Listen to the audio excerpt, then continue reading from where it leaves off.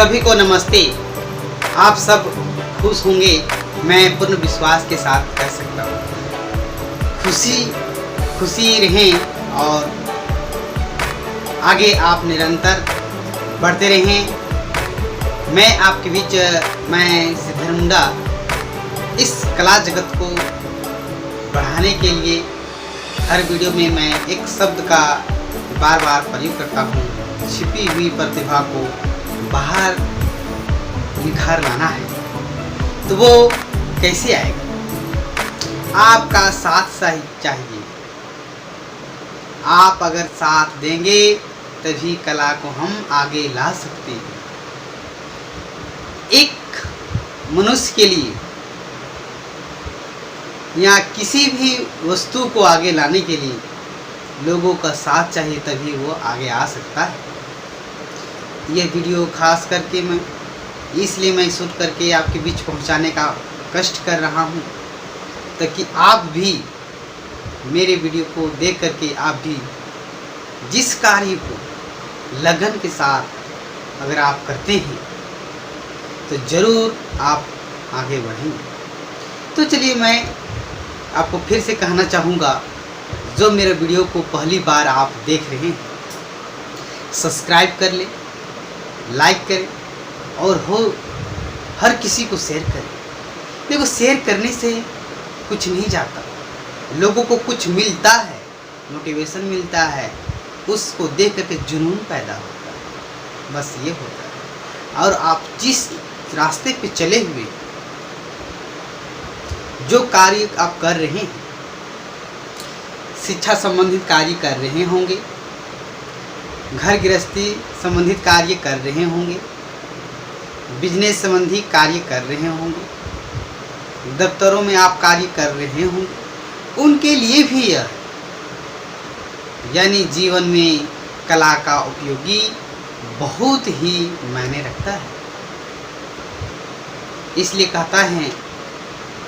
कहा जाता है, कला है तो सारा जीवन का विधि व्यवस्था है। अब कैसे हम समझा चुके हैं कि कला से ही हर चीज़ का उसके साथ संबंध है। आज आपको हम बताना चाहेंगे जो कला का जो है उत्पत्ति कैसे होता है। तो इस वीडियो के अंत तक बने रहें, तभी आप जो है समझ पाएंगे कि कला का उत्पत्ति कैसे होता है।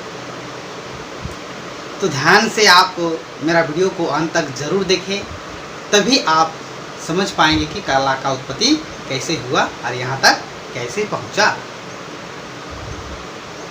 है ना। तो शुरुआत करते हैं। जब हमारे आदि मानव जंगल में, कंदराओं में, पत्थर की गुफाओं में, पेड़ के टहनियों में, गुफाओं के अंदर वो बिल बना करके अपना रहने का आवास बना करके उसके अंदर खोल में रहा करते थे। पेड़ के ऊपर मचान बना करके, पत्तों को, डालियों को काट करके उसमें मचान बना करके ऊपर में पेड़ के ऊपर रहा करते थे। पत्थरों के बहुत बड़े बड़े खंडहरों में उसके अंदर छुप करके अपने झुंड में आदि मानव उसमें रहा करते थे। मैंने कहने का मतलब, जहाँ पानी का स्रोत होता था, नदी होता था, उसी के किनारे चाहे पेड़ के ऊपर चढ़ के रहा करते थे, चाहे वो गुफा बना करके रहा करते थे, चाहे बड़े बड़े पत्थरों के खोल में रहा करते थे। अभी क्यों रहते थे, इसके पीछे रीज़न है, क्योंकि उसमें पूरे हमारे क्षेत्र में जंगल ही जंगल हुआ करता था। तो जंगल में बहुत प्रकार के जीव जंतु हुआ करते थे। मांसाहारी जीव जैसे शेर है, चीता है, तो भिन्न भिन्न प्रकार के उससे बचने के लिए वो गुफाओं का सहारा लेते थे, ताकि उसको अपनी जान को बचा सके। तो उसी तरह अपना जीवन यापन कर रहे थे सब। तो वो जो है, तो इसी तरह वो धीरे धीरे जो है निरंतर आगे शिकार करने के लिए जब जाते थे तो सब एक साथ झुंड में जाया करते थे, और कहीं भी जाते थे तो एक साथ पानी भी पीना पड़ता था, तो एक साथ मिल करके नदी पानी पीने जाते थे, झरनों में जाते थे। क्यों? क्योंकि उसमें जानवरों का बहुत बड़ा काफिला रहता था, बहुत बड़ा झुंड रहता था। तो उससे बचने के लिए ही वो पत्थर के गुफाओं में रहा करते थे और पेड़ के ऊपर चढ़ के रहा करते थे। और उस समय के वस्त्र धारण कैसे करते होंगे? उस समय तो कपड़ा का जो हम लोग पहनते हैं, आज मैं पहना हूँ, उस तरह से उस समय नहीं था। लेकिन उस समय पेड़ के पत्तों को काट करके बहुत भी अपना वस्त्र बनाया करते थे। अब जब किसी जानवर का शिकार करते थे, जैसे सियार हो गया, लोमड़ी हो गया, भिन्न भिन्न प्रकार के जानवरों का जो है छाल को एक वस्त्र के रूप में बना करके अपने शरीर को ढका करते थे। तो इसी तरह वो गुफाओं में एक साथ रहा करते थे। अब देखिए, उसी के दरमियान में कोई शख्स जंगल में, देखिए जब गर्मी का मौसम जब आता है, तो देखिए जब गर्मी का जब मौसम आता है, अभी गर्मी ऋतु अभी चल रहा है, तो उस समय क्या होता है कि हवा भी गर्म होता है, पत्ते सूखे होते हैं, डालियाँ सूखे होते हैं। तो उससे क्या होता है कि घर्षण की वजह से तो डाली जब घर्षण होते हैं ना, तो आग उत्पन्न होता है। तो जब आग उत्पन्न होगा उस समय उसके इर्द गिर्द बहुत सारे पत्ते होंगे, तो पत्ते में जो है बहुत सारा पक्षी वगैरह, जानवर वगैरह जो भाग नहीं पाते होंगे, वो जल गए होंगे। अब जलने के बाद जब उस कच्चे मांस खाते थे, है ना, जब शिकार करते थे कच्चा मांस को खाते थे। अब उसी दरमियान जब शिकार जब करने गया होगा, देखा वो जला हुआ है, तो उसको थोड़ा सा टेस्ट करने की कोशिश किया होगा। तो उसको जब टेस्ट किया होगा तो बहुत ही अच्छा उसको लगा होगा। मने कह रहे हैं, जो पका हुआ मांस को खाया होगा तो बहुत उसको जो है अच्छा अनुभव हुआ होगा। तो अपने और जितने अपने ग्रुप में हैं उनको भी उन्होंने खिलाया होगा, है ना। तो स्वाभाविक सी बात है कि लोग को मन में जगह होगा कि बहुत अच्छा लगा, काश अगर इसी तरह हम लोग को मिलता रहे तो हम लोग अच्छे से खा सकते हैं। अब देखिए, इसी तरह जो आग का आविष्कार भी हो रहा है, गौर करते जाइए। तो जब घर्षण में हुआ होगा, किसी ने देखा होगा कि रगड़ रहा है, रगड़ाते हुए जो धुआं निकल रहा है, धुआं लगते हुए आग पकड़ लेता है। तो उसी दरमियान कोई देख लिया होगा तो देखिएगा कि अभी भी क्या होता है कि एक सूखा हुआ लकड़ी लीजिए और दोनों को आपस में रगड़िए खूब। नीचे थोड़ा गड्ढा खोद लेना होगा और उस गड्ढे को खोद करके, है ना, मोटा सा लकड़ी में उसको डाल करके उस रगड़िएगा तो घर्षण से जो आग उत्पन्न हो जाता है। ये हमने भी किया हुआ है। हम बताना चाहेंगे, जिस समय हम 5 क्लास में थे, 5 क्लास में थे, उस समय हमने इसका प्रयोग किया कि सही मायने में आग पकड़ता। हम भी पढ़ते थे, इतिहास पढ़ते थे, तो उसमें जिक्र होता था कि आदि मानव कैसे आग का आविष्कार किया है। तो उसी तरह से जो रगड़न से जो आग उत्पन्न हुआ, उसी से जो आप थोड़ा सा जो है पत्ते वगैरह दे करके उसको आग बढ़ा लेते थे। और जब उससे क्या होता था, उसमें से जानवर भी डर के भाग जाते थे। तो जब गुफाओं में जब सोते थे ना, तो घर के सामने, यानी जब होते चौखट जो जब ईन करते हैं उसके सामने उस इकट्ठा लकड़ी इकट्ठा करके उसमें रात को सोने से पहले उसको जलाकर सो जाते थे, है ना। जब सो जाते होंगे तो बहुत सारे उसमें धुआं उत्पन्न होते रहता हो, है ना। धुआं जब उत्पन्न होता तो जो पत्थर जो है उस पर जाकर बढ़ जाता होगा, काली पोत लग जाता होगा, है ना। और उसके बाद एक और चीज़ फिर बोलते हैं कि जब पत्थर लीजिए, शाम का समय रहेगा, दो पत्थर को आपस में टकराइएगा तो उसमें चिंगारी उत्पन्न होता है। और वही चिंगारी जब उत्पन्न होगा, जब आप जो है उसमें थोड़ा सा पत्ता, सूखा पत्ता है उसमें चिंगारी, तो उसमें भी आग लगने की संभव होता है और उससे भी आग लोग जो है जलाकर प्रयोग करते थे, है ना। तो देखिए अब हम बता रहे हैं कि कला की उत्पत्ति कैसे हुई, उसके बारे में हम विस्तार कर रहे हैं, फिर उस पर लाइन पे आते हैं। तो देखिए जब काली पोत, जब क्यों घर के अंदर रहते थे जानवर से बचने के लिए, जब वो जलाकर सो जाते थे तो ऊपर में जो होता था ना, जिसे हम लोग कहते हैं छत, सेलिंग, तो उसमें वो पोत लग जाती होगी। तो जब कोई मानव जब उस समय उसमें हाथ स्पर्श किया होगा, हाथ टच किया होगा, तो उसमें निशान लग गया होगा, हाथ का निशान,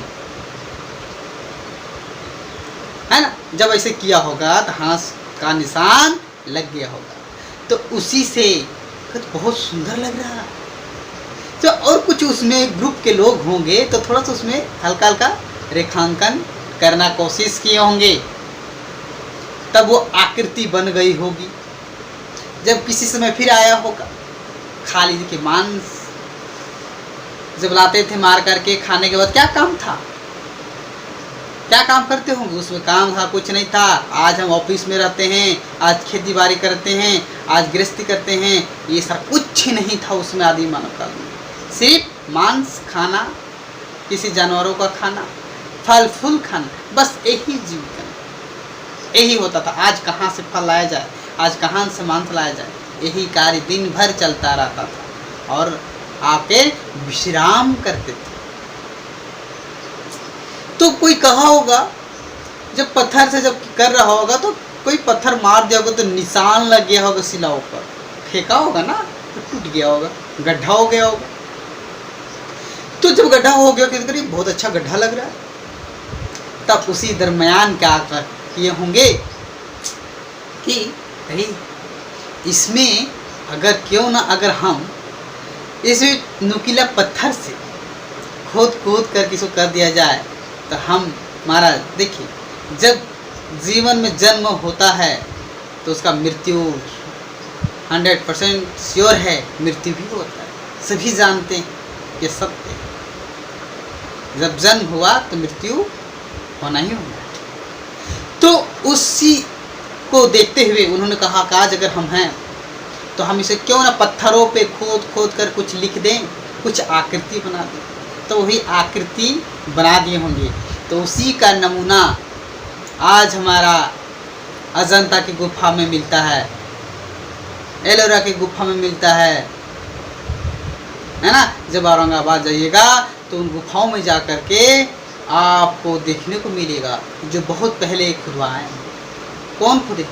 जो घूमने जाते थे वो लोग गुफा में छिप कर रहते थे, वही लोग खोदे। कहीं कहीं देखिएगा कि पत्थरों को काट करके बहुत ही अच्छी आकृति बनाए हैं, जो बहुत बाद का है ना, बहुत बाद में वो बना, जो आकृति बना करके बहुत सुंदर सुंदर बनाया गया। तो सबसे पहले उसी तरह से मेरा जो है आविष्कार होता है। अब उसके बीच आते हैं कि कला की उत्पत्ति कैसे हुई। अब आपको समझ में कुछ आ गया होगा लाइन कैसे उत्पन्न हुआ। आप उसी से फिर आगे बढ़ता चला जाता है, यानी संक्षेप में फिर बता दे रहे हैं। जब आग जलाया गया तो काली पोत लग गई।